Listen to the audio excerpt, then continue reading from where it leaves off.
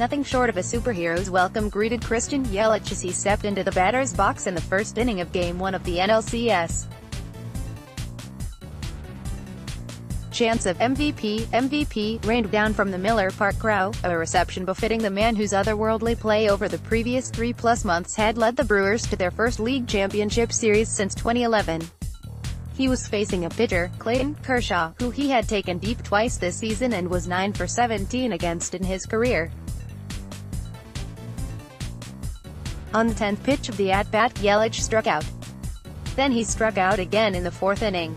Then again in the 6th. Bregman came inches away from adding another clutch playoff hit to his already impressive resume.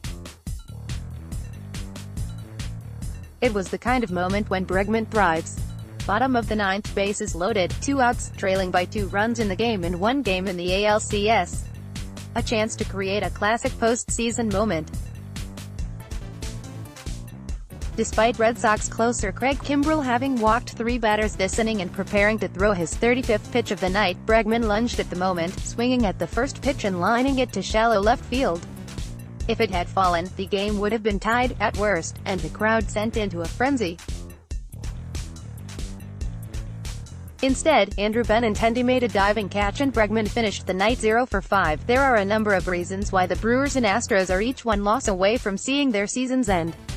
Bullpen struggles, controversial calls, the list goes on. But one big, obvious thing that would help both on the ropes teams survive would be for their best hitter to start playing like the MVP that the fans in Milwaukee and Houston tell them they are every time their names are announced. Yelich and Bregman, 2 of the 5 best hitters in baseball, are a combined 5 for 31 in the LCS and have squandered numerous opportunities to come up with the big hits for which their teams relied on them all season. Yelich's 3 strikeouts and 4 men left on base in Game 1 didn't matter because of the Brewers' 6-5 win. His continued struggles have mattered. By his own admission, he has felt a little off. "I'm just not getting it done," he said after Game 5. "I'm having opportunities, getting pitches to hit. I'm just missing them. I'm not executing. I've got to figure it out." Watching Yelich flounder at the plate has been strange, given that he was the hottest hitter on the planet during the second half of the season. Initially, it seemed his run would continue into October.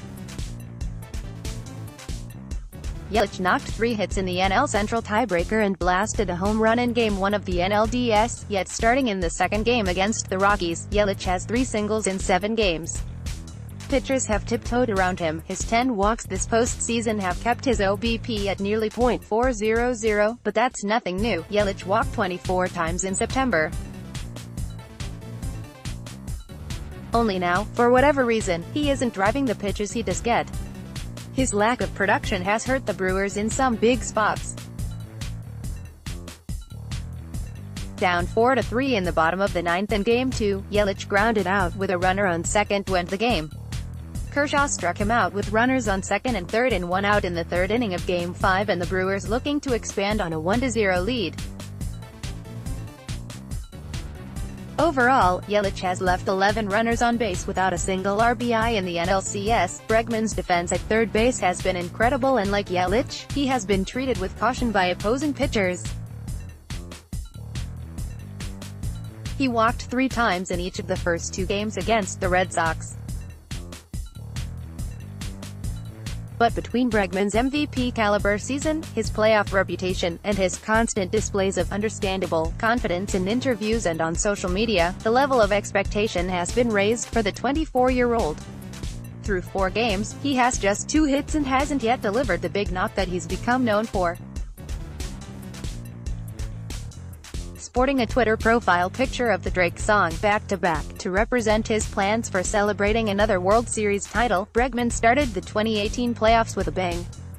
He slashed .556, .714, 1.333 with 2 homers in the ALDS, furthering the legend he began in last year's championship run. This round, though, he's come up just short in big moments. First it was the last pitch of Game 2, when he just got under a fly ball off of Kimbrel that could have tied the game. The Astros lost Game 3 and Benintendi made sure they lost Game 4 too. Their backs are against the wall, but the Brewers and Astros aren't ready to let network executives celebrate a Dodgers-Red Sox World Series just yet.